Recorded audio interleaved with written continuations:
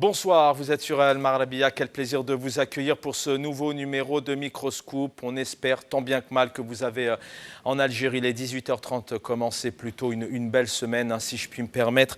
On va revenir sur l'actualité en Algérie. On a encore une fois une pensée ce soir pour tous les disparus de la Covid-19, puisque même si l'actualité maintenant, depuis lundi dernier, ces feux, ces incendies, on va longuement y revenir avec nos invités, mais c'est aussi cette Covid-19, cette pandémie qui malheureusement sévit toujours en Algérie. On a une pensée pour tous les disparus, leurs familles qui vivent actuellement des moments très douloureux et je le rappelle, des souvenirs tragiques qui vont demeurer dans les mémoires pendant plusieurs décennies. On reviendra ce soir et on a une pensée aussi pour toutes les personnes, on leur rend hommage ce soir, disparues maintenant dans ces incendies depuis une semaine exactement. On a une pensée pour leur famille et tout ce peuple algérien qui essaie, tant bien que mal, dans la générosité, dans la dynamique de s'en sortir. Et on sait aujourd'hui qu'il y a énormément de séquelles psychologiques. Donc c'était lundi dernier, des dizaines d'incendies ont ravagé le nord du pays, dont une énorme partie de cette belle région qu'est la Kabylie. Des dégâts humains sont lourds. On compte aujourd'hui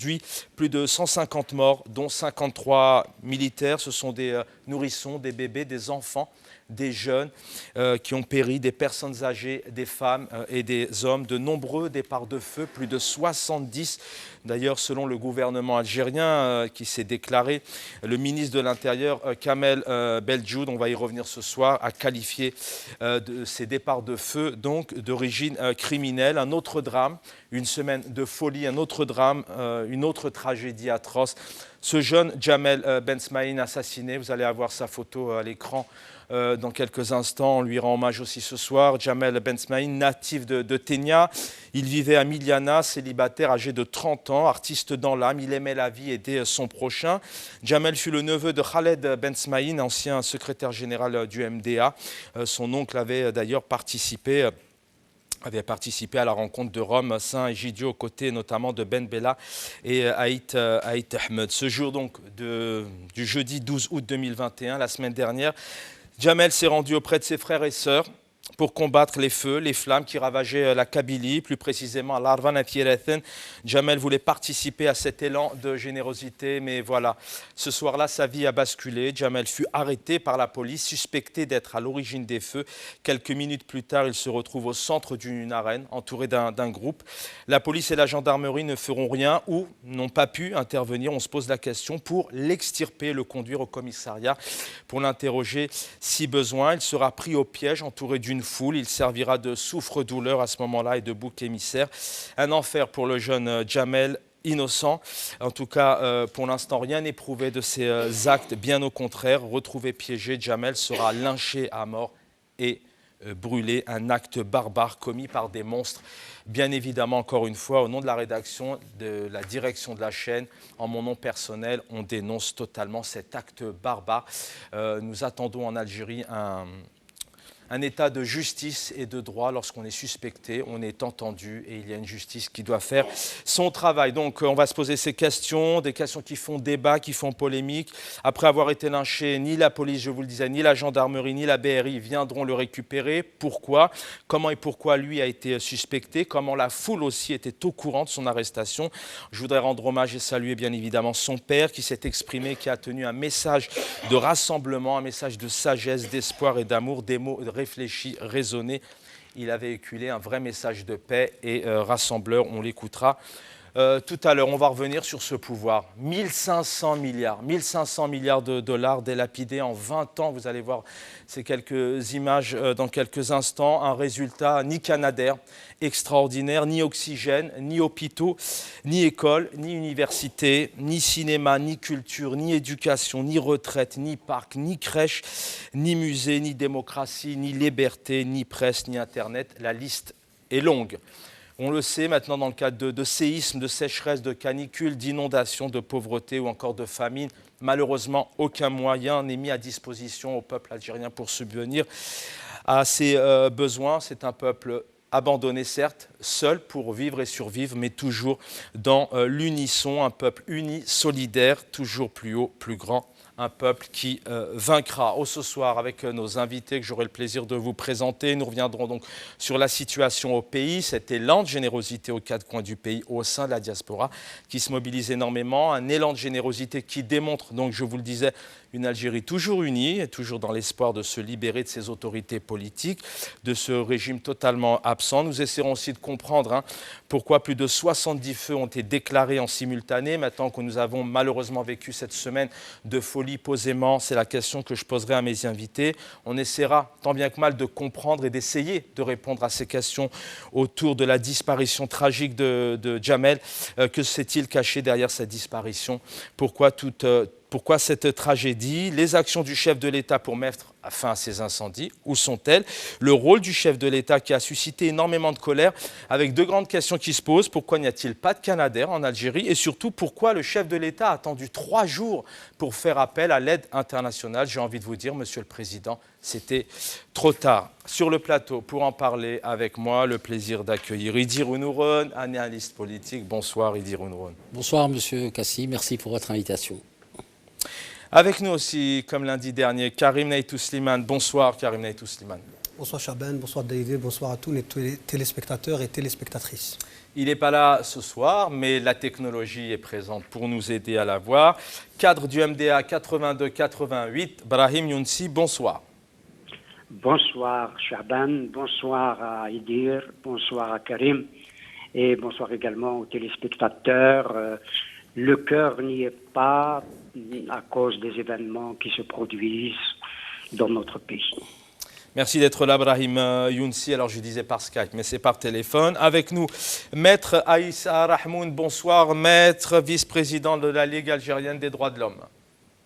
Bonsoir, Chaban. Bonsoir à Idir, Karim et Younsi. Et à tous les téléspectateurs du Maghrébien. Merci, Maître Rahmoun, d'être avec nous. Avec vous, on aura l'occasion de revenir en général sur la situation au pays, car avant d'être avocat et avant d'être vice-président de la Ligue algérienne des droits de l'homme, vous êtes algérien, vous vivez en Algérie, on verra avec vous un peu la situation actuelle et puis on essaiera aussi de voir avec vous, aussi avec nos invités, pourquoi le gouvernement, les autorités, les chaînes de télé ont décidé de faire une conférence de presse et de donner la parole aux suspects, puisque suite à cette tragédie, à ce drame, la disparition de Jamel Ben Smaïn, eh bien, hier donc ont été diffusés à la télé quelques suspects, quelques personnes donc suspectées pour l'instant, puisque la justice et les tribunaux et les verdicts ne sont pas tombés. Ils ont décidé, c'est du jamais vu, de leur donner la parole publiquement et ces images font le tour des réseaux sociaux. Avant de donner la parole à mes invités, je voudrais bien évidemment, avec ces images, qu'on s'incline devant la mémoire des victimes de ces incendies qu'on appelle maintenant l'été noir 2021. Alors, j'annonce aux téléspectateurs et téléspectatrices, il y a ici quelques portraits que nous avons récupérés sur les réseaux sociaux. Mais malheureusement, nous n'avons pas tous les portraits de ces personnes, paix à leur âme. Donc au fur et à mesure, nous ajouterons ces figures à qui nous rendrons hommage encore une fois dans les jours qui viennent.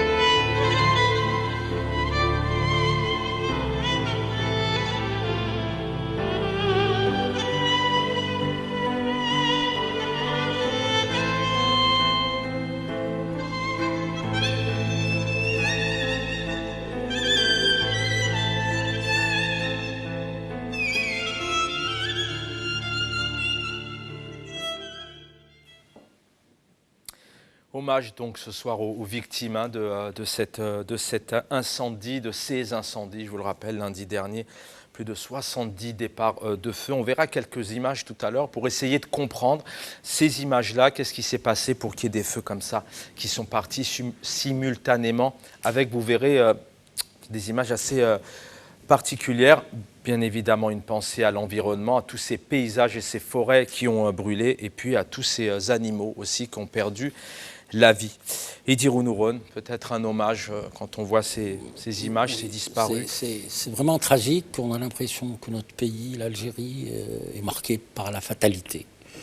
Il faudrait que ça change. Au-delà des incendies meurtriers, parce que nous avons eu des incendies qui nous ont coûté en pertes humaines, qui ont déstabilisé tout l'écosystème pour plusieurs années, c'est ajouté aussi un acte barbare, un acte barbare que rien ni personne ne peut justifier. Tout ça additionné, mais on peut trouver une grille de lecture pour essayer de comprendre ce geste. Ce geste fait par une foule déchaînée.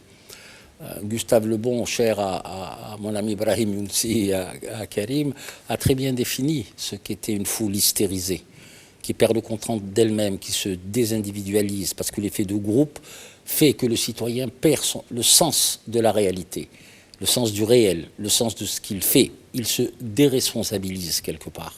Je ne dis pas ça pour justifier le geste, parce que le geste, moi personnellement, et je pense que l'ensemble des Algériens qui ont un petit peu de dignité, un petit peu d'éthique, un petit peu d'humanité, condamnent ce geste sans équivoque, avec beaucoup de fermeté. Moi, personnellement, sans me faire un plaidoyer pro domo, comme on dit, je veux essayer de comprendre d'abord pour réagir. Il y a trop d'opacité autour de l'enquête. Comment ce jeune, monsieur Ben Smaïl, là, le jeune Amin, s'appelle-t-il Jamel. Comment il a été pratiquement livré quelque part. Il faut qu'on ait des réponses. Il ne faut pas aller trop vite, mais je pense qu'on a le devoir d'abord de convoquer à la fois la lucidité, la responsabilité, pour essayer de comprendre et que plus jamais ne se reproduise ce genre d'événements tragiques dans notre société, dans notre pays. Ça, c'est le premier élément. Et le deuxième élément par rapport aux incendies, nous avons l'impression que le gouvernement, à travers le président de la République, s'exonère de toute responsabilité. Mais là, je pense qu'on reviendra. On va y revenir dans le détail. Oui. On va revenir sur cette affaire, vous allez avoir le temps, mais vous me le disiez tout à l'heure, peut-être un hommage pour commencer à ces disparus.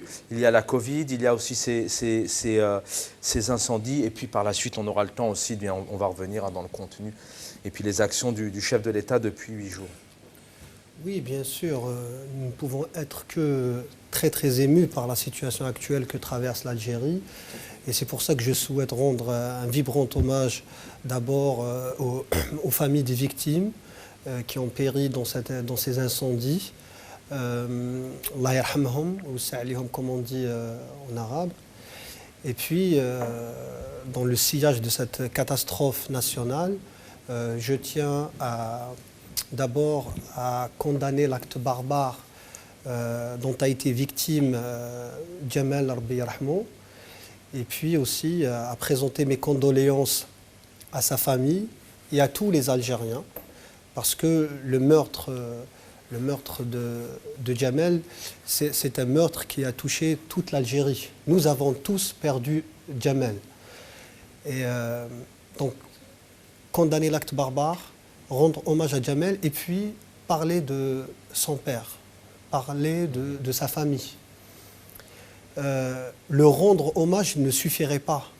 Et d'ailleurs, pour ça, moi j'appelle solennellement ceux qui se connaissent dans la matière à préparer. Moi j'avais appelé à l'honorer nationalement, mais moi maintenant je pense à plus que ça. Si on pourrait, s'il y a des gens qui m'écoutent et qui se connaissent dans le montage, non, qui se connaissent dans le montage de ce genre de dossier, je les appelle vivement et solennellement à essayer de présenter sa candidature au prix Nobel de la paix, parce que humainement, ce que cette famille a subi et ce qui est passé par les paroles du père du défunt, pour moi, il est surhumain. Et donc sa réaction, je pense qu'on prendra du temps pour la comprendre réellement, son impact, ce qu'a vécu, ce qu'a dû ressentir ce père, et puis ce qui a dû traverser son esprit lorsqu'on lui a donné la parole publiquement. Comment, parce qu'il ne faut pas oublier aussi qu'il n'arrêtait pas de sourire, et que finalement, les gens sont allés le consoler, et il s'était retrouvé à consoler les consolateurs, ceux qui sont allés le consoler.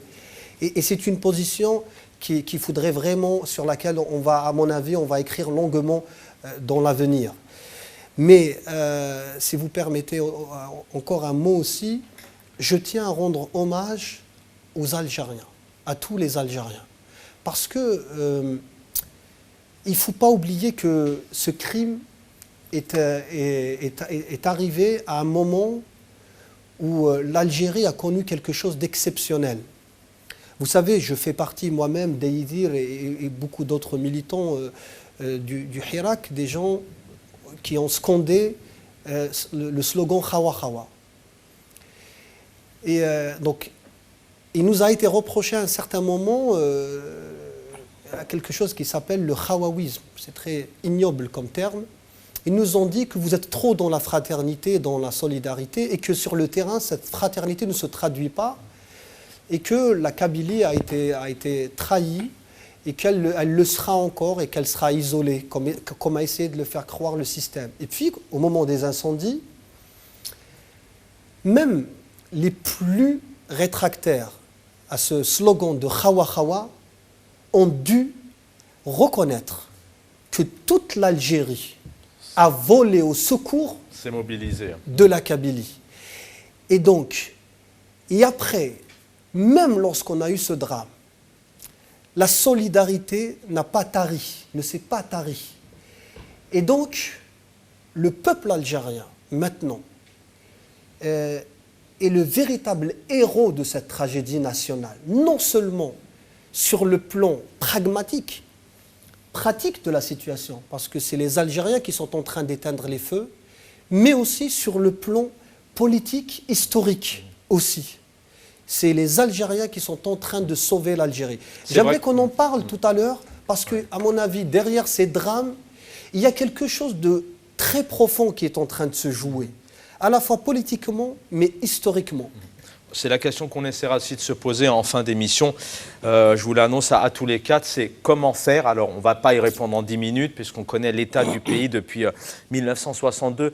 Mais comment faire, en plus de ce peuple uni, en plus de cette solidarité, comment faire pour que ces moments, ces tragédies ne se reproduisent plus? Comment y faire face? C'est une question qu'on se posera enfin, notamment dans la dernière partie d'émission. Brahim Younsi, pareillement, avant d'entrer dans le contenu précis de ces tragédies, de ces feux, de cette disparition tragique du jeune Jamel, peut-être aussi un hommage, une pensée à ces disparus, maintenant depuis plusieurs semaines et plusieurs jours de ces incendies. Évidemment, on ne peut que rendre hommage à toutes les victimes de ces incendies, et puis ce crime des crimes qui a touché un jeune homme dans des conditions abjectes, atroces, innommables. Cet acte d'autodafé humain, c'est tout simplement le Moyen-Âge, c'est l'obscurantisme. Mais je préfère parler de ce qui est positif, parce que nous savons que l'homme est l'homme partout, et ses instincts meurtriers sont partout les mêmes. Mais Idir et Karim on en parlait, c'est l'attitude, le comportement de sa famille. Pas seulement du père, le père a exprimé ce que la famille vivait. Cette famille a poussé un cri funèbre j'allais dire paradoxalement, pourquoi le dire, par un geste qui exprime la paix, par un geste de paix et aussi de dignité qu'elle a montré. Et quelque part, ce crime est abject, encore une fois, a montré aussi, quelque part, une chose qui s'est manifestée, une chose d'une importance qu'il ne faut pas négliger, à savoir que le peuple algérien a montré, a manifesté un désir extraordinaire d'humanité à travers les incendies et à travers ce crime innommable, encore une fois. Et le peuple algérien a exprimé véritablement un désir d'humanité. Les parents de Jamal Ben Ismaïl, dont je connais l'oncle, Khaled, et ils ont exprimé ce désir véritablement d'humanité des Algériens. Il ne faut pas l'oublier. Et pardonnez-moi de psychologiser un peu les choses, à savoir que quelque part, nous sommes en train de nous, je crois, de nous réconcilier avec ce que nous avons refoulé jusqu'à maintenant. Et nous nous rendons compte, nous nous sommes déjà rendus compte, parce que c'est les traumatismes passés, nous avons vécu beaucoup de traumatismes. Et il faut le dire, ce n'est pas remuer le drame, mais nous vivons des drames de façon continue et singulièrement dans les années 90. Ce crime des crimes qu'a subi Jamal Ben Ismaïl nous réconcilie quelque part avec ce que nous avons refoulé et ce que nous refoulons. Nous sommes prêts, je crois, à un travail psychanalytique. Nous sommes en train d'aller vers notre propre humanité. Chacun d'entre nous, quand il se voit aujourd'hui, se voit plus humain qu'il n'était hier. Parce qu'hier, nous avions peut-être les uns et les autres, mais beaucoup d'entre nous avaient des visages d'inhumanité. Voilà encore des drames, ces incendies. Nous avons aussi vu des corps carbonisés. Mais l'autodafé humain de Jamal ressemble quelque part à une espèce de sacrifice rituel. Comme dirait d'ailleurs René Girard, à une victime sacrificielle. Et ce crime rituel, sacrificiel, a réveillé les Algériens, leur a montré leur inhumanité partout où ils se trouvent, partout où ils sont. Merci. Et qu'aucun d'entre nous, parce que c'est la violence qui s'est exprimée, et les violences, toutes les violences qui s'expriment, pas seulement chez nous, sont une maladie du corps social. Et voilà, cette maladie s'est manifestée de façon aussi cruelle et dans un crime aussi abject que celui que nous avons vécu. Je reviens vers vous, Brahim Younsi, dans quelques instants. Brahim, comme quoi, Aïssa Rahmoun, Maître Rahmoun, rebonsoir. Oui, rebonsoir, Chaban. Aïssa Rahmoun, avocat, vice-président de la Ligue algérienne des droits de l'homme. Bon, peut-être un mot pour commencer, vous me le disiez aussi au téléphone, rendre hommage à ces disparus. Et dans un deuxième temps, est-ce que vous pourriez nous donner un peu la situation actuelle, puisqu'on sait qu'en Algérie, d'abord, il y a encore des feux qui brûlent, c'est pas terminé. Il y a aussi cette générosité qui arrive de toutes parts, aux quatre coins du pays, pour converger, puisqu'on sait que la Kabylie a été énormément touchée, mais toutes les wilayas, enfin énormément de wilayas en tout cas, convergent et convergent depuis plusieurs jours. Voilà, dans un deuxième point, la situation dans le pays. Et puis par la suite, j'aurai bien évidemment cette question, à savoir Comment et est-il possible qu'on diffuse comme ça 36 portraits, 36 interviews des suspects concernant la tragédie qui a mené à la disparition de Jamel Ben Smaïn?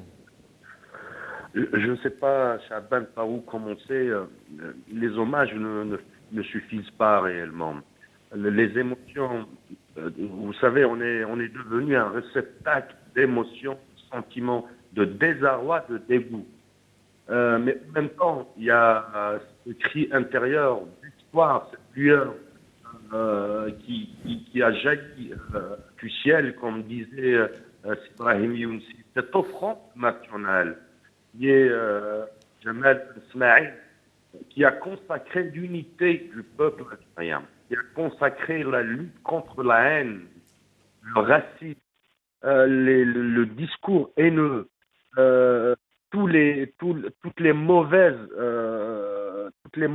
attitudes que le peuple a accumulées pendant sa lutte pour la libération du pays, parce qu'il s'agit réellement de cumul de frustration, de cumul de traumatisme et d'acharnement pour vivre, un cumul existentiel qui s'est explosé d'une manière très grave, très violente à la fin. Ça n'honore pas l'humain, et même si l'humain, dans toute cette dimension, il y a cette face cachée qui est le monstre, le zombie qui se cache réellement en nous. Donc, c'est une thérapie de groupe qui nous faut, et je pense qu'avec cet accident très grave, le discours haineux, les discours propagandistes gérés par le régime, souvent, vont enfin s'éclipser de la scène nationale, du débat national, pour que la paix, l'amour, la générosité, la solidarité prennent place. Bien sûr, je m'incline et je passe des sincères condoléances à mes compatriotes, à mes frères et sœurs de toute la Kabylie, de toute l'Algérie, qui ont succombé, qui ont perdu la vie devant ces feux qui ont dévasté l'Algérie, et en particulier la Kabylie. Au père, je vous donne une information que j'ai eue à travers des amis de Miliana. Savez-vous que le père, Jamal Ben Smaïn, a déjà perdu encore un enfant? C'est son deuxième garçon qu'il perd suite à un assassinat aussi. Son premier garçon qui était poignardé par son meilleur ami. Et selon mes informations, j'espère ne pas me tromper, j'espère aussi que ma source est fiable, le papa avait aussi pardonné au premier assassin de son fils. C'est pour cela que je joins ma parole à celle de Karim, de proposer le père Jamal Ismaïn aux prochaines attributions du prix Nobel de la paix. Et pourquoi pas? Parce que réellement, vous savez, il a donné, le meilleur de lui-même, c'est sa chair, c'est son sang. Il a toléré, il a accepté le sort qui est réservé à Jamal, en pointant du doigt, bien sûr, la responsabilité des institutions de l'État, en disant que c'est nos amis, c'est nos frères. Vous savez, cette région de Kabylie, chaque 20 ans pratiquement, 63, 80, 2001, 2021, chaque 20 ans, elle offre des offrandes pour l'unité nationale. Elle offre ses enfants qui partent avec la douleur, avec les pleurs, avec les larmes et les sanglots des parents, pour cette Algérie, pour qu'on puisse vivre dans le progrès, dans l'humanité, dans la solidarité. Le peuple algérien aujourd'hui a démontré quelque chose de très important. Au fin fond de nous-mêmes, on est très solidaires. Au fin fond de nous-mêmes, on a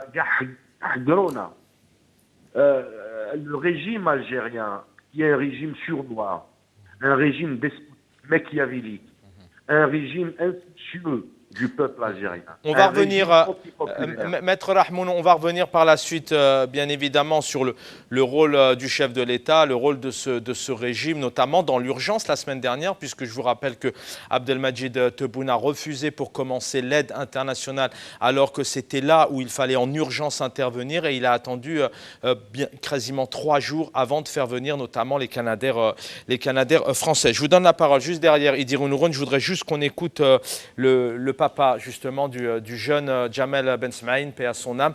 Vous allez voir que c'est un message plein de, je vous le disais tout à l'heure, plein de sagesse, de responsabilité, de paix, un message d'amour.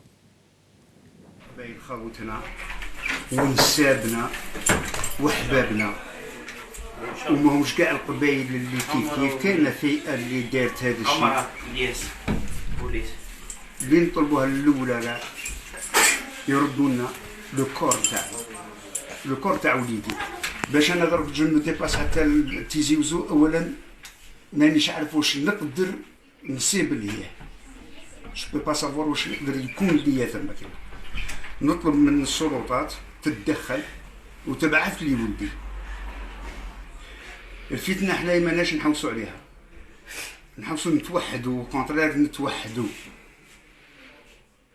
واللي يديروا هذا الشيء ان شاء الله يخلصوها. Idir Nouron, vous vouliez réagir. Voilà, on a écouté quelques mots du père de Jamel Ben Smaïn, voilà, qui est vraiment dans une dynamique. Je salue sa belle humanité, je crois qu'il faut s'arrêter là. Cependant, je voulais dire à Brahim, quand il parlait évidemment d'aborder le côté selon psychanalytique, je suis tout à fait d'accord. Je voudrais simplement rajouter que c'est peut-être la manipulation aussi des espaces et des symboles de la représentation de la nation algérienne, qui est aussi le fruit, au-delà de ce qu'a dit Issa, mon ami Issa, sur les souffrances accumulées depuis des décennies et des décennies. Ça ne doit en rien justifier l'acte ignoble, abject, immonde, tout ce qu'on pourra dire, je le prends, du meurtre et de l'assassinat du jeune Ben Smaïl. Il y a aussi des victimes qui sont le produit des incendies. Il ne faut pas les oublier, ils sont plus de 150 d'après Karim. Moi, j'ai vu le chiffre exact. On parle de 170, 160. Il ne faut pas les oublier. Il y a de jeunes enfants sans jouer dans l'émotion absolue. Ceux-là aussi sont le produit de la gabegie du système qui a été incapable de protéger son peuple et le territoire. Ouais. Juste pour terminer, dans ces missions régaliennes, l'État est chargé de protéger ses citoyens et de protéger le territoire. Or là, il y a une faillite totale. Justement, c'est le lancement. Je vais vous lancer, messieurs, parce qu'il est 20h05, vous inquiétez pas, vous avez le temps. Justement, je vous lance tous les deux, même tous les quatre là-dessus. Comment, c'est important de se poser ces questions. On est jeudi soir, la Harvanat Kierathen. D'abord, pourquoi ce jeune est arrêté, suspecté? Pourquoi à un moment donné, c'est des questions qui se posent. Pourquoi la police s'arrête à ce moment-là? Pourquoi il est extirpé par la foule? À un moment donné, on sait très bien que la gendarmerie algérienne, la police nationale, lorsqu'il faut arrêter des militaires, en tout cas des militants, pardon, il y a un dispositif. Pourquoi là, il a cette foule autour de lui sans que personne intervienne pour le récupérer et puis l'amener par exemple en garde à vue si besoin, l'interroger. Il y a toutes ces questions qui se posent. Alors voilà, sans faire peut-être de polémique, mais comment vous interprétez ça? Parce que c'est des questions qui se posent aujourd'hui. Pourquoi lui ce soir-là? Pourquoi c'est vraiment... Maintenant, s'il y a des thèses... Je veux juste vous demander de parler un peu plus fort, sans vous embêter. Il n'y a pas de souci. S'il y a des thèses qui sont posées sur le champ de l'information en disant qu'il y aurait provocation, qu'il y aurait manipulation, moi je ne peux pas répondre à cette question. Moi je m'arrête au drame, je m'arrête aux incendies, parce qu'il faut vraiment comprendre les choses. S'il y a véritablement un état de droit, excusez-moi, on sait très bien qu'il n'y a pas malheureusement il n'y a pas d'état. Oui, tout à fait, je peux en douter. Il n'y a qu'à voir l'attitude du président de la République suite au drame. Il est intervenu 48 heures après dans un message où on n'a jamais eu un discours aussi plat, avec aucune proposition politique, avec à peine une compassion d'ordre formel, avec Et quand, avec la légèreté avec laquelle il s'exprime pour dire on va acheter 2 Canadair, j'ai chargé le ministère de la Défense nationale de voir dans quelle mesure et dans quelles conditions on pouvait acquérir des Canadair. C'est de l'irresponsabilité, 1. Ça déresponsabilise tout le monde, 2. Et ça pose un problème majeur. Je crois que ça acte, par cet acte-là, par cette communication-là, qui n'est absolument pas politique du tout. Moi, je pense qu'il s'est improvisé boutiquier. Je suis désolé, j'ai beaucoup de respect pour les boutiquiers et les épiciers. Il n'y a aucun discours qui puisse nous dire qu'on a un chef d'État. Il a acté son inaptitude à présider. Ce n'est pas une attaque ad hominem, c'est un constat. C'est un constat. Fort de ça, vous avez un gouvernement aux abonnés absents. Vous l'avez très bien dit dans votre édito, Monsieur Cassi, quand vous avez énuméré tout ce que, ni culture, ni cinéma, ni salle, ni santé, ni oxygène, ni etc., etc. Nous sommes pratiquement en faillite. Et c'est là où j'interpelle Karim et ses camarades. Parce que la question qui se pose sur les réseaux sociaux, moi j'ai beaucoup lu, et les téléspectateurs peuvent le faire, j'invente rien, les gens nous disent, ils nous ont eu, parce qu'à un moment donné, lors de cette tragédie, il y a un crime qu'on condamne, et ça on ne va pas y revenir, je crois que c'est clair, mais il y a quelque chose qui se passe à un moment donné, à un moment T, alors que cette Algérie, elle est à l'unisson, comment vous analysez votre avis un peu sur ce contexte-là, sachant qu'on n'a bien évidemment aucune preuve, mais il s'est quand même passé des choses particulières en Algérie dans les dernières décennies. Moi, je suis plus sur la ligne que Deider a annoncée et que je vais essayer d'approfondir un peu plus. C'est-à-dire que, à mon avis, pour cet événement tragique, bien sûr, au-delà de la condamnation, tout ça c'est clair, et au-delà de l'hommage aux victimes, toutes les victimes de ce qui se passe en Algérie, je pense qu'il faut qu'on prenne un peu plus de hauteur pour analyser l'événement. Pourquoi ? Parce que à la crise politique, parce qu'il faut qu'on parte du principe que dans un État, le politique est toujours responsable. Le politique est toujours responsable. Ça, c'est acté. Donc on part de ce principe.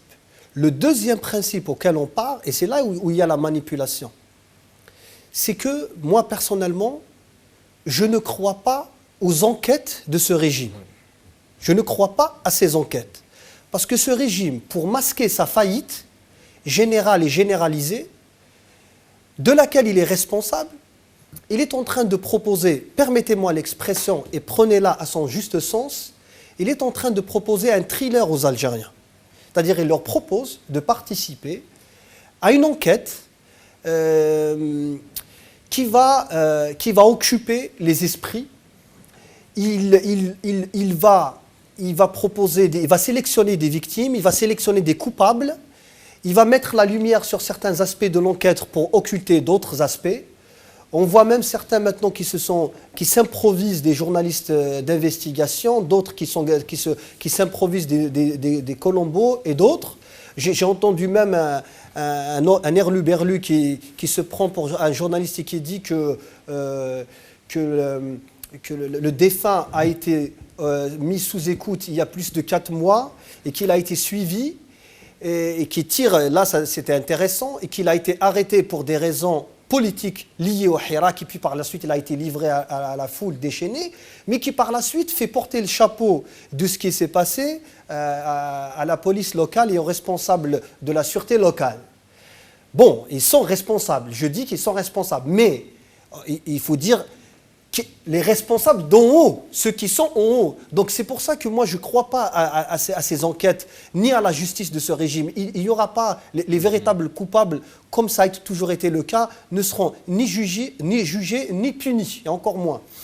Par contre, ce qu'on doit faire, la chose sur laquelle on doit se concentrer, c'est déjà la responsabilité de ce système et de tous ceux qui gravitent autour, parce que c'est eux qui ont nourri la société par un discours de haine. Moi d'ailleurs, c'est pour ça que je vous dis, je salue le peuple algérien, les Algériens en ce moment. Pourquoi ?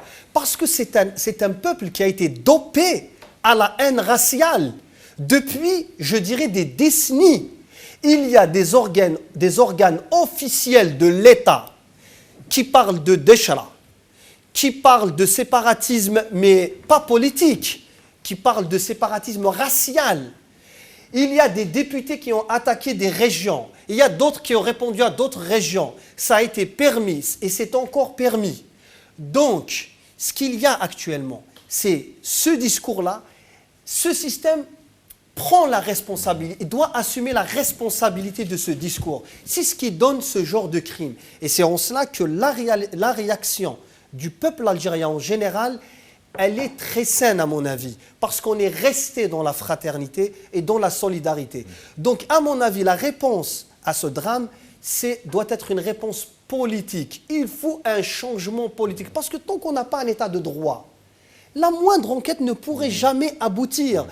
Qui a assassiné Matoub? Qui a assassiné Matoub? On ne le sait pas. Qui a assassiné Boudiaf? On ne le sait pas. Qui a assassiné d'autres? On ne le sait pas. On ne sait pas ce qui se passe. À un certain moment, ils vont nous présenter des coupables. Et puis voilà, qu'ils auront sélectionné. Donc moi, je ne crois pas à leurs enquêtes ni à leur justice. Brahim Younsi avec nous. Peut-être un mot, on ne peut pas ne pas en parler, mais quand je pose cette question, elle n'est pas spécialement anodine, parce qu'on sait même sur ces 2 dernières années, il y a eu l'affaire Dahdah, il y a quand même une certaine...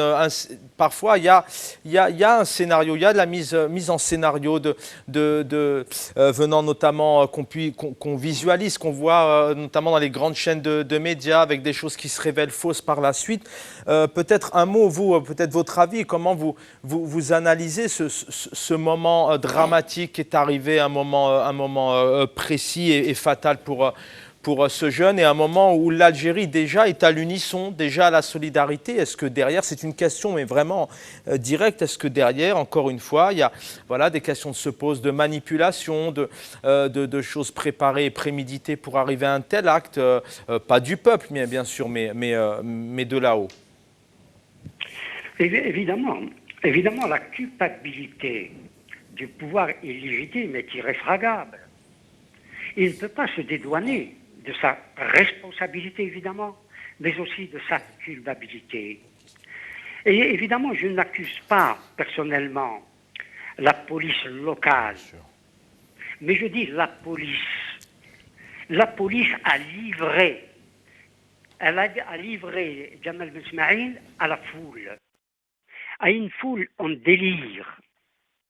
Une foule en délire parce que la situation qu'elle vivait, que les habitants de l'Arba'ana Tiraten vivaient la mort toutes les minutes. Et bien entendu, voilà qu'on leur présente quasiment un coupable, quelqu'un qui était susceptible d'avoir incendié, d'être un pyromane. Et bien entendu, cette foule en délire, cette foule qui n'a plus sa raison. Elle a fait ce qu'elle pensait devoir faire, brûler comme il a brûlé. C'est ça qui est innommable de la part d'un gouvernement, de la part d'un pouvoir. Cette police, qu'elle soit locale ou qu'elle ne le soit pas locale, elle a laissé, son devoir était de protéger ce garçon. Elle ne l'a pas protégé. Elle ne l'a pas protégé. Et mon ami Idir a cité Gustave Le Bon tout à l'heure. Gustave Le Bon a dit céder une fois à la foule, c'est lui donner conscience de sa force et se condamner à lui céder toujours. Il y a une foule, Gustave Le Bon, encore une fois, dit que les foules comme telles ne sont pas criminelles, mais quand même l'acte qu'elles commettent est criminel. Est criminel. C'est cette foule-là, bien entendu, c'est l'absence de l'État pour combattre. Et c'est là où nous revenons non pas seulement à la responsabilité de ce que nous appelons l'État, mais la culpabilité de l'État. L'abandon de toutes nos régions par un État qui ne connaît qu'un seul langage, c'est celui de la répression. Et devant l'absence de cet État flagrant partout, et singulièrement au moment où des incendies éclatent dans une région qui a fait, le nombre a été donné tout à l'heure, 150 000, 180 000 victimes, des familles entières. Là aussi, c'est un drame. C'est un drame innommable. Parce que ces morts que nous déplorons, ces morts que l'Algérie pleure, sont des victimes. Des victimes de qui? Des victimes du pouvoir politique, du gouvernement, de ce chef de l'État qui n'en est pas un, qui n'est qu'un fantôme de lui-même, qui imagine et ne réagit. C'est extrêmement grave de vivre une situation comme celle que nous sommes en train de vivre, où un pouvoir qui a tous les pouvoirs ne peut pas agir face à une situation où des Algériens sont brûlés vifs. C'est impardonnable, impardonnable. Et qui paye? C'est encore un autre citoyen qui est réduit en cendres de la même façon que ceux qui ont été brûlés par la négligence, par la faute d'un pouvoir illégitime. C'est cette situation-là qui n'est pas acceptable, qu'on ne peut pas accepter. Mais on ne peut pas non plus permettre à une foule, quelle qu'elle soit, d'où qu'elle vienne, de commettre un crime aussi abject.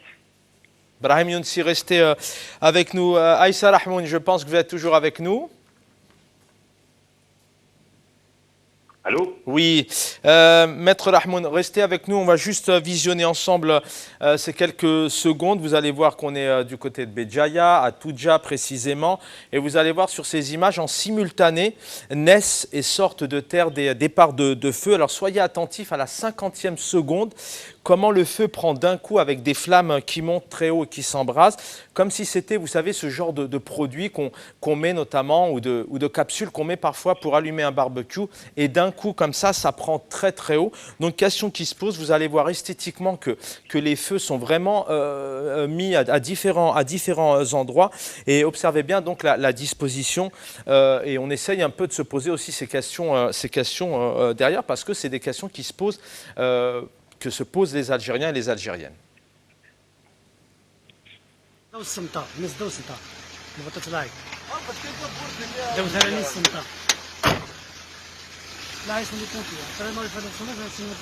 ولاش الشون فاكي ميم الشون ولاش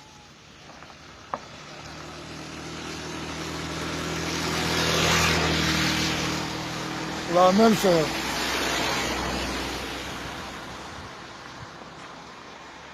تمسكيت شعل وحبس والله ما نفهميت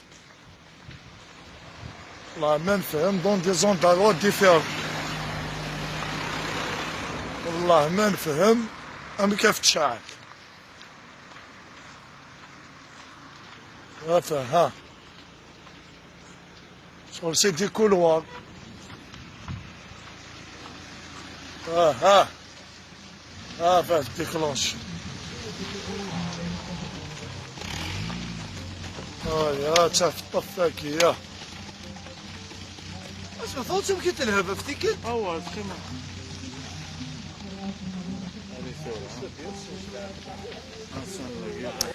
Voilà, des questions qui se posent. Est-ce que c'est le hasard de la nature? Des bouteilles ou du verre disposés comme ça au hasard, au bonheur, la chance, fumigène, bougie, capsule inflammable. Voilà, c'est des questions qui se posent, et c'est des vidéos qu'on fait la une des réseaux sociaux, et notamment on a ici des villageois, des habitants qui disent voilà, des endroits c'est incroyable, c'est disposé, etc. Donc c'est des questions qui se posent, et c'est tout à fait normal. Maître Aïssa Rahmoun, merci d'être avec nous. Un point de vue d'abord, quelques petites minutes sur ce moment, ce jeudi soir. Comment vous avez quelle analyse vous faites de ce? On On connaît le gouvernement, le régime, hein, il y a pas mal de polémiques, notamment parfois sur des manipulations, des choses comme ça. Comment vous analysez ce drame qui est arrivé? Encore une fois aussi, des questions se posent. Pourquoi est-ce que ce jeune, il a été extirpé facilement, j'ai envie de dire, des forces de l'ordre? Et puis pourquoi derrière, il n'y a pas eu des renforts vraiment pour que, c'est dur à dire, mais entre le moment où il a été lynché, où cette foule s'est mise autour de lui, et au moment où cet acte atroce, on a toujours du mal à le dire, qu'il a été brûlé, il y a quand même eu du temps. Donc pourquoi cette absence? Voilà. Ben, écoutez, l'absence des institutions, en premier lieu les institutions de sécurité, renseignent sur beaucoup de choses. Quand j'ai lu le communiqué du parquet près du tribunal de l'Arba'a et la conférence de presse donnée par la DGSN, la Direction générale de la sécurité nationale, on relève déjà une contradiction. La première déclaration, le premier énoncé qui était écrit par le procureur de la République près du tribunal de l'Arba'a disait que des citoyens ont interpellé, ont plutôt retrouvé ou intercepté en situation de flagrant délit un jeune qui mettait le feu dans les forêts de l'Arba'a. Tandis que la conférence de presse, c'est écrit et c'est entendu à la fois du DGSN qui disait que nos services de sécurité ont interpellé en flagrant délit. Les deux déclarations sont des situations de flagrant délit réellement. Qui travaille pour l'autre? Est-ce que c'est le procureur qui dirige, qui est diligent, qui oriente les enquêtes, les investigations, ou bien c'est le contraire, c'est la police? Ça nous renseigne du fonctionnement de la justice d'une part, mais aussi du fonctionnement du service de sécurité d'une autre part. La vidéo qu'on vient de voir avec vous à la 50e seconde, effectivement, toutefois, il faut toujours dénoncer et condamner cet acte abject et barbare à la fois. Cet acte est l'arbre qui cache la forêt, cette forêt qui est brûlée, qui cache le crime organisé, réfléchi, délibéré, pour donner feu à cette région, à l'Algérie entière. Ça nous renseigne aussi cet arbre qui cache la forêt du manque d'oxygène. Actuellement, à la Ouatt, à Tulpa, à Sétif, à Bourj Bouarerich, plein de jeunes Algériens meurent par manque d'oxygène. Cet arbre qui cache la forêt des centaines de détenus d'opinion. Donc tout ça participe à une manipulation grossière. Gobel, c'est pas une très bonne référence dans ces temps de manipulation et de fitna. Il disait, quand on ne connaît pas le commanditaire, il faut aller voir le bénéficiaire.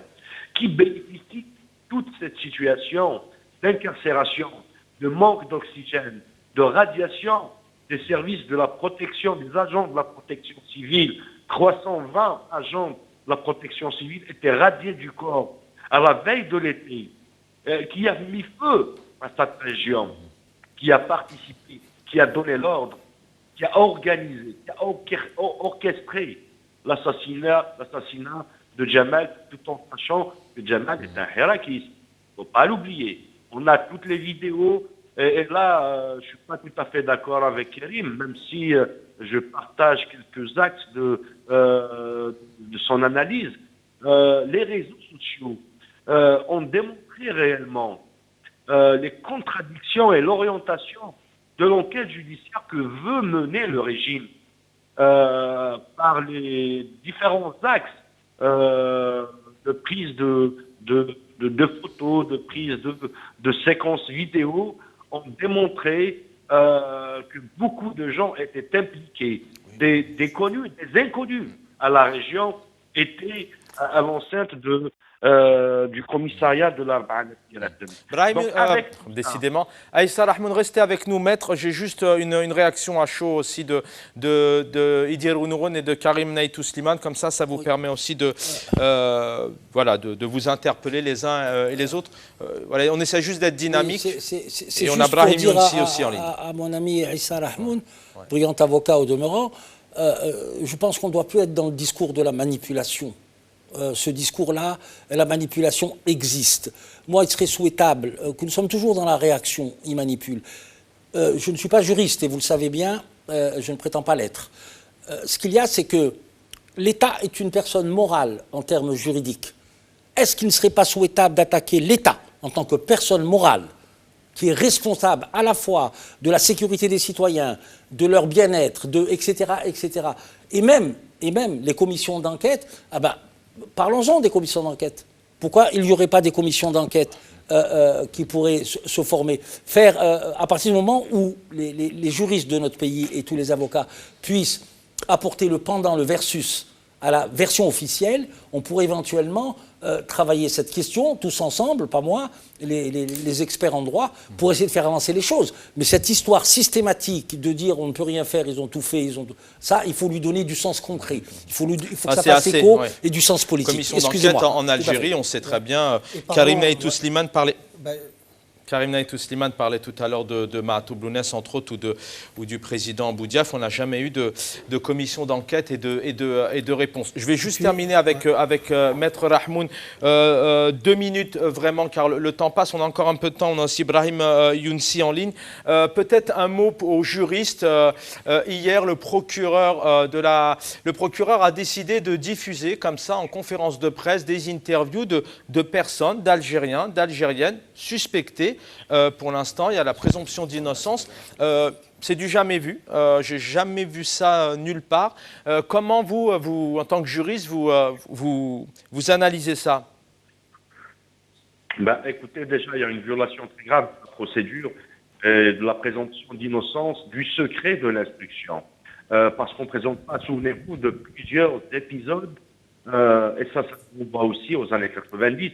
Souvenez-vous des gens qui présentaient devant la télévision et qui disaient, voilà, on a accompli tel acte terroriste, Flan Ben Flan était avec nous, etc., etc. Ça participe à la propagande du régime, du système en place. Souvenez-vous aussi des 3 Dahdouh qu'ils ont présentés devant les caméras de télévision. Pourtant, leurs affaires est toujours en instruction.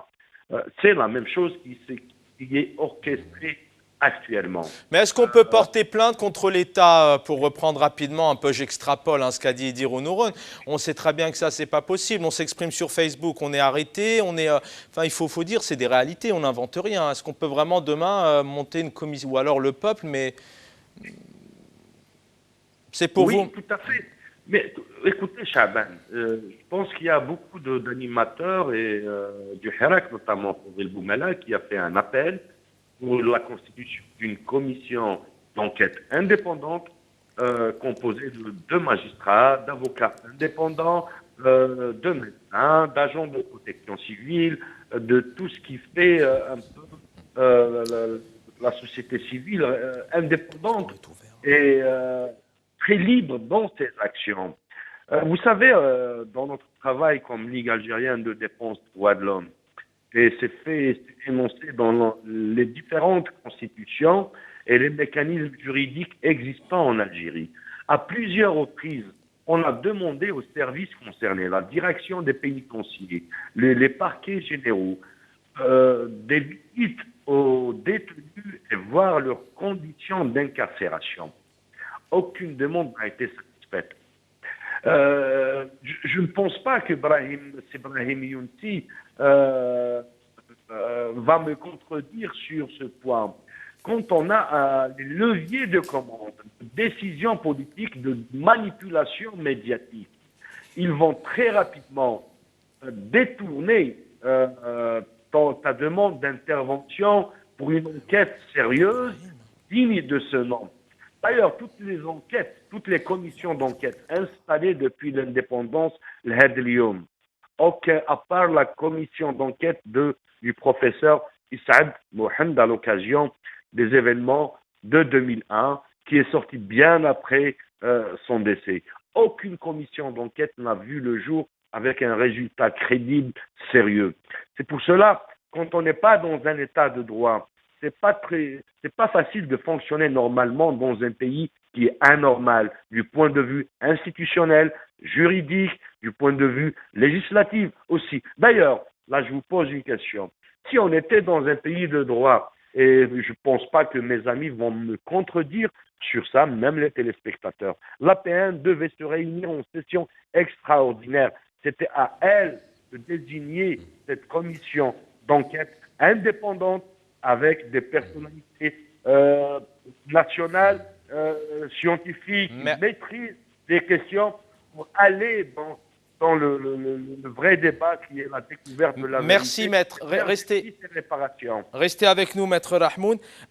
Réaction de Karim Naïtou Slimane, 2 minutes, et je donne la parole juste derrière à Brahim Noutsi, sinon je pense que M. Noutsi va nous mettre un carton rouge. Juste un mot, mais je suis content aussi de voir que M. Rahmoun a répondu à lui-même à la fin finalement, parce que c'est ce que je disais lorsque je disais il faut pas aller dans les manipulations. Le plus important, c'est pas les manipulations judiciaires de l'enquête, parce que le problème des problèmes, c'est un problème politique. Donc c'est ça, aller dans le sens d'une commission populaire. Pourquoi le Parlement, pourquoi ça, pourquoi ci, et ça nous ramènera à un système, parce que le problème ne se réglera pas au niveau micro, mais au niveau macro. Et c'est de là qu'on parle de la responsabilité de l'État, parce que là, quand on prend de la hauteur, on arrive à un État. Et là, l'État, derrière l'État qui est défaillant, il y a le système qui est défaillant. C'est pour ça que je dis, moi, le plus important, ça n'est pas le nombre de personnes qui étaient en t-shirt rouge, en t-shirt blanc et tout ça. Tous ceux qui ont été sur place déjà sont coupables relativement, c'est-à-dire à des degrés différents. Mais déjà, le moindre, le dernier des derniers, c'est non-assistance à une personne en danger. Donc ça, c'est clair, net et précis. Mais pour le reste, après, ce qui nous intéresse pour nous, pour réaliser un changement, c'est de rappeler que le changement se fait au niveau macro et que le problème, c'est un problème politique et il faut se concentrer sur cela parce que le régime veut nous faire oublier ça. C'est la question sa responsabilité. C'est la question que je vais vous poser juste derrière, puisque je voudrais vraiment qu'on essaye de, voilà, puis de redonner aussi, parce que c'est pas facile. D'ailleurs, demain, on essaierait d'évoquer ces médecins qui veulent apporter leur soutien psychologiquement, car il y a ces disparus à qui on rend hommage, il y a ces familles qui sont meurtries psychologiquement, mais il y a aussi tout cet entourage, ces voisins, ces familles algériennes qui ne dorment plus de la nuit. J'ai eu un membre de ma famille tout à l'heure et qui dit qu'à la maison, ils ne peuvent plus aujourd'hui dormir avec tout ce qui se passe. Vous allez voir ici des témoignages dans le cadre de ces incendies, malheureusement, qui ont ravagé une partie de l'Algérie, mais énormément la Kabylie, et des déclarations d'habitants qui ont tout perdu, notamment. لا عاد لا نحل لا ماتريال دي الجاج لا ماتريال دي في الدار ماتريال دي هنا والو ما قعد والو ما قعدنا والو تربح عندي قريبا 700 براج حرقت نحاج حرقت ما وبنع والو زوج سراج نحرقوا زوج طنبولين حرقوا المعيز نحرقت الغلم نحرقت الزجاج حرق ما بقى والو راحت المعيز راحت شوف فيها قاعد انا المستثمر تاعي من الحليب تاعهم ساعه طروا فيكول رغام يمكن نسعى 3 ميزون سون توشي با لي فو نسعى اونغار يو ندي يسعى الكوري نفوناسين دونك يرغاياس نسعى 2-3 فامي سعى زمارن ذو اللي موثل تاسن داني والله ما فيها طومي بدن الحقار لا الحقار ديالو فايت كل شيء راه كي كيقدم ياسي يعني تزاد شويه با نورمال ماشي تيمس يعني ريقر ومداني كد بوني موين تيرا يمكن شويه كان داغ شي يعني تسيني كاميون لا بومبي مي ماشي كيرا شي يعني تيرا اللي كان دار خصين شويه مي بور ناس كاين الفيلاج ناصبه راه قران تدار لي فيلاج دايره نعاون كي نعاونن عطيهم الصحه قالوا دخل جاتنا لا بومبي والشعب اللي حمانا وكل شيء بقى كل شرع والقش نتاع في العسكري كل الهب والهب اللي الزيتون فهمت والزيتون مثمر. مباشرة متواجدون في منطقة شعبة القيطون مكان اندلاع الحريق المهول الذي شهدته المنطقة والذي أتى على الأخضر. خامي قاعد قدر ولا صحة منا كاين اللي راح يبقى خامي حمسية تداتينو في اللعب عطراتي مساعة خليو داكي هادي مسكيد اللي وقارو ليو عطرا روح نستطبنا غدا الجيران ندفعو تاني. Brahim Younsi, je vous donne la parole et la même question à vous quatre. On va retrouver donc ce graphique où vous allez voir que maintenant depuis des années, des milliards ont été dilapidés, notamment 1500 milliards. Je vais inviter Abdellah en régie à vous diffuser ce graphique. Vous allez voir que voilà, on n'a pas eu de Canadair, on a des difficultés d'oxygène, d'écoles, les universités manquent aussi des infrastructures, de la culture, pas de cinéma en Algérie, des problèmes d'emploi, de retraite, de musées. La démocratie, on la connaît avec les élections qui ont eu lieu dernièrement et dans quelles conditions elles ont eu lieu. La liberté, la presse, j'en parle même pas. Donc, question, comment... alors, Brahim Younsi, je vous donne la parole. D'abord, vous pouvez réagir aussi à ce qui a été dit. Et la question à vous quatre, il est 19h37 en Algérie. On a vu ces dernières semaines, ces derniers jours, tout de même l'inaction notamment du chef de l'État qui a attendu trois jours pour faire venir des Canadair alors qu'il fallait juste accepter le coup de main du Maroc, de l'Italie, enfin de la Grèce, de la France, peu importe, mais fallait dire oui. Comment demain, dans les prochaines semaines, dans les prochains mois, dans les prochaines années, alors vous allez me dire que c'est un long débat, hein, c'est une question très profonde, mais comment, vous avez commencé un peu à y répondre hein, les uns et les autres, mais comment faire pour protéger ce peuple et à ce qu'il n'y ait plus soit livré à lui-même et faire face à de tels drames. On parle d'aujourd'hui de 150, 160, 170 morts disparus, victimes de ces incendies. Bon, là, nous sommes dans la culpabilité d'un pouvoir politique. Karim l'a dit, Idir l'a dit, Issa Rahmoun l'a dit, tout le monde le dit. Tout le monde dit que la responsabilité fondamentale revient au pouvoir politique, à l'État, pour le nommer. L'État existe, les institutions existent, mais je réagis juste là à ce que a dit mon ami Idir, attaquer l'État. L'État qui est une personnalité morale. Oui, c'est une personnalité morale, sans morale.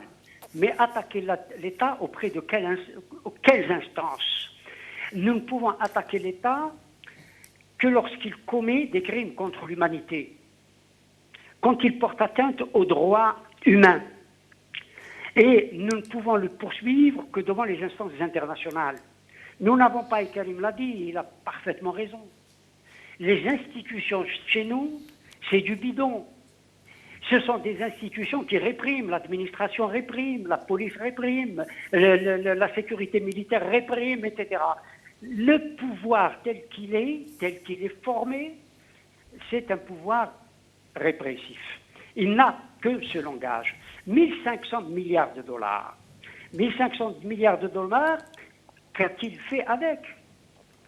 Qu'a-t-il fait avec? Bien entendu, il a acheté des armes, soi-disant pour défendre, protéger la sécurité extérieure du pays, les attaques qui viendraient de l'extérieur, mais simplement ces armes, l'armée renforcée, bien sûr qu'il faut avoir une armée forte autant qu'il est possible, mais cette armée doit être forte pour faire face à un adversaire ou à un ennemi extérieur, mais pas contre son peuple, son propre peuple.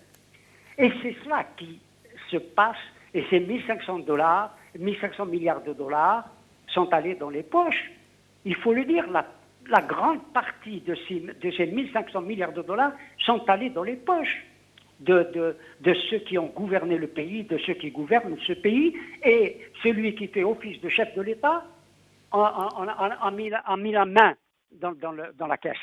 Il faut le dire, c'est vraiment des prédateurs, ce ne sont pas des hommes et des femmes qui voulaient construire un État, qui voulaient construire un pays et faire prospérer un peuple.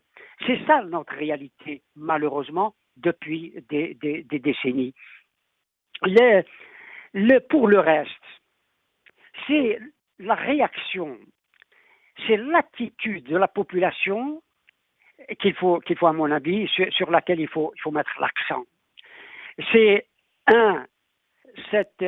la population algérienne, le peuple algérien, indéniablement, et à travers le père de Jamal qui a quelque part sauvé la cohésion nationale, que le pouvoir illégitime a voulu briser, et il a voulu briser et par ça, j'allais dire, ça, j'aime pas le mot, mais une espèce de trahison en nommant deux organisations, en citant deux organisations, en pointant du doigt deux organisations, pour dire voilà les coupables. C'est ça, diviser la cohésion, diviser la nation. C'est ça, briser la cohésion nationale. C'est en nommant des organisations qui n'ont aucune responsabilité dans ce qui s'est passé, y compris dans le crime de Jamal Ben Ismaïl. Voilà briser la cohésion nationale. Voilà un chef d'État dont le rôle fondamental est de préserver la cohésion nationale. Dans son dernier discours, il a voulu la briser, voulu séparer, donner de la haine à la haine. C'est ça un président de la République? C'est ça le rôle d'un chef de l'État? C'est ça le rôle de l'État? Restez avec nous, Brahim Younsi. Si vous me permettez... C'est juste pour... alors allez-y, comme le temps passe, sinon je vous redonnais la parole un peu plus tard. Parce que le peuple est resté aussi, il a préservé le champ des possibles, mais il a aussi préservé l'espace des raisons. Et pour contraire, préserver, renforcer l'espace des raisons. Et voilà ce que le peuple est en train de faire à travers les réactions que nous avons, là, cette admirable solidarité qu'ils ont montrée auprès de la Kabylie en flammes. Et qu'est-ce qu'ont fait ces messieurs à Alger? Comme Néron, ils jouaient de la sitar. Merci. Ou de la lyre. Merci Brahim Younsi, j'espère pouvoir vous redonner une minute tout à l'heure. Messieurs, la même question pour vous. Vous pouvez réagir et puis voilà maintenant la suite, redonner aussi de l'espoir dans le cœur des Algériens pour continuer et faire en sorte que ça se ne reproduise plus, en tout cas comme ça. Vous savez, la responsabilité de l'État est complètement engagée. Je ne suis pas tout à fait d'accord avec... j'ai un désaccord avec Brahim quand il dit que il faudrait une commission internationale. Je pense que si on arrive à qualifier l'irresponsabilité de l'État dans ces drames-là, ça peut être recevable au niveau du dépôt de plainte.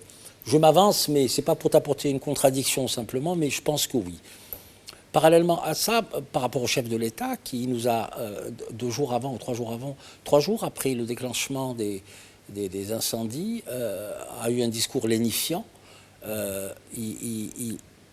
Lors de son entrevue avec les 2 journalistes le dimanche soir, la veille des incendies. Obséquieux. Il a dit certains think tanks américains ont classé l'Algérie comme étant une puissance régionale. Vous imaginez, 2 jours après ou 3 jours, les incendies arrivent. Une puissance régionale, ce n'est pas la force de son armée, c'est son économie. C'est son intelligence. Quand je dis intelligence, c'est dans le sens absolu du terme. À la fois les services secrets, à la fois ses compétences numériques, dans la high-tech, Karim peut en parler. C'est aussi son économie, alors que nous importons tout. Tout, vraiment tout. Et ce qu'il y a d'extraordinaire et à la fois dramatique, c'est qu'il se déresponsabilise en tant que chef de l'État. Il se déresponsabilise. On aurait attendu de lui qu'il vienne de manière empathique réelle, pas dans une empathie formelle, dire l'État a failli, il en serait sorti grandi. Or, ça, même pas. Il commande des Canadair par le biais du ministère de la Défense nationale, comme si c'était pour aller, lui qui fréquente peut-être les grands espaces, acheter une Rolex place Vendôme. Et ça ne peut pas marcher. Il y a un côté inhumain aussi, puisque réaction très tardive, alors qu'il y a encore aujourd'hui des vies en jeu. Oui, je pense que la faillite de l'État, elle est indiscutable. Hein. Mais moi, j'aimerais attirer l'attention sur sa responsabilité. Tout à fait. Et sa responsabilité politique, parce que lorsqu'on parle de faillite, on a parle de l'impression l'État. qu'il n'en a que faire de sa responsabilité. Parce oui, que mais le peuple, non. parce que c'est sur sa responsabilité que l'acte politique, la réaction doit être une réaction politique. Et j'aimerais bien reprendre la parole à la fin pour donner ce que je vois de positif. Parce que personnellement, vu la réaction du peuple, je suis rassuré. Je suis rassuré et plein d'espoir. Vous aurez la parole puisque vous avez encore un peu de temps sur votre quota de temps. Par contre, vous y dire Neuron, je ne sais pas. Dernier mot pour vous, Maître Rahmoun. L'espoir, la suite. En plus, vous êtes au pays et ça, c'est totalement, c'est essentiel et c'est différent quand on vit là-bas. Tout à fait, mais bon, permettez-moi de rebondir en 2 minutes avant que je commence pour le mot de la fin. Écoutez, si en 63, si en 80, tous les événements qui ont chevauché le massacre du peuple algérien par ce régime se passent, les potentats du régime, s'il y avait ces réseaux sociaux, on aurait pu avoir une contre-idée. L'idée est sans contraire. L'axe de vision est sans contraire. C'est pour cela, cher ami Karim, je dis que même si il y a un excès de communication et un excès de commentaires, mais c'est trop bien en fin de compte. Parce que Ma'toub Lounes, quand j'étais avocat de la défense de la famille et de la fondation Ma'toub Lounes, on n'avait pas tous ces éléments d'information pour exploiter, en tout cas vos cas, pour les exploiter durant l'audience. Ça nous a fait défaut. Heureusement, aujourd'hui, et en contradiction à ce que disait le chef de l'État que Facebook,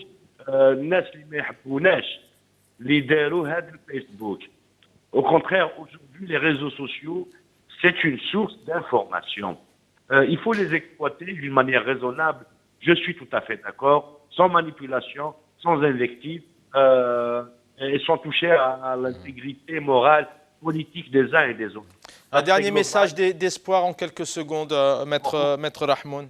2 idées, si tu permets, Chaban. C'est juste que le temps passe vite et oui, voilà. Souvenez-vous que les incendies qui ont éclaté à Khanchla, le ministre de l'Intérieur et celui de l'Agriculture se sont déplacés à Khanchla. Un discours du ministre de l'Intérieur qui avait promis des Canadaires. Menna lil Goudam, mais يكونش عندنا أزمات تحريق. On est tombé dessus. Un mot d'espoir. Le peuple s'est unifié. Il ne faut pas qu'il salisse la silmiya, l'aspect pacifique. D'ailleurs, le père Jamal, Rabbi Rahmou Jimmy, je préfère l'appeler Jimmy, son nom d'artiste, Rabbi Rahmou, a donné l'exemple. La lil fitna, la lil fitna, la lil fitna. Merci, Maître Aïssa Rahmoun, vice-président de la Ligue algérienne des droits de l'homme. Karim Naïtou Slimane, vous avez économisé votre temps. Vous avez 2 minutes pour vous exprimer avant de clôturer l'émission. Moi, je suis très confiant en cet élan de citoyenneté qui submerge l'Algérie. Je rappelle par exemple que des jeunes de Khanchla, des centaines, se sont déplacés avec des moyens rudimentaires sur des bennes. Des bennes en plein soleil, ils ont fait 5-6 heures de route pour aller éteindre les feux en Kabylie. Je rappelle aussi que les aides humanitaires, matériel, alimentation, habillement, tous ceux dont la Kabylie a besoin est parvenu de toutes les wilayas. Les caravanes ne sont pas arrêtées. Il y avait même des embouteillages qui commençaient, certains me disaient, depuis Snia, ça commençait les caravanes de semi-remorques. Donc l'union nationale, elle est garantie par le peuple. Le peuple maintenant est en train de jeter les bases d'un nouveau contrat social. Et mon dernier mot, si vous permettez aujourd'hui, ça va être un poème, mais 2 vers seulement. C'est pour chaque arbre brûlé, nous planterons 10. Et pour chaque âme disparue, nous construirons un paradis et nous l'appellerons l'Algérie. C'est magnifique. Merci infiniment pour ces derniers mots. Brahim Younsi, merci d'avoir été avec nous. Cadre du MDA 82-88. Merci infiniment. Karim Neitou Slimane, analyste politique. Bon, l'avantage avec vous, c'est qu'on se retrouve régulièrement. Donc, vous avez aussi le temps par la suite de vous exprimer. Maître Aïssa Rahmoun, avocat vice-président de la Ligue algérienne des droits de l'homme. Pensez à vous, à tous les Algériens. Idir Ounouron, analyse politique, un message personnel. Oui, un petit message personnel pour M. Djelouli Abdelkader, un homme d'un âge certain qui est à la retraite, qui est à la place de la République tous les dimanches, qui a la douleur et qui a le pays chevillé au corps, et qui a la douleur de l'Algérie. Il a mal à son Algérie, il a mal à sa Kabylie, il a mal à sa commune Zekri. Voilà, c'est juste pour témoigner de ce qu'il fait et j'espère que ça atténuera un peu sa colère.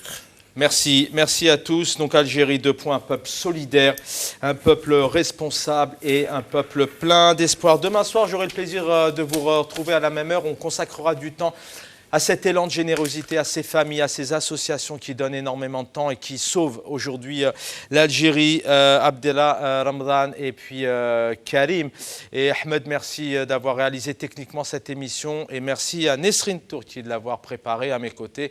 Prenez soin de vous et une pensée à tous les disparus, à toutes ces familles en Algérie. Bonne soirée à tous sur El Magharibiya.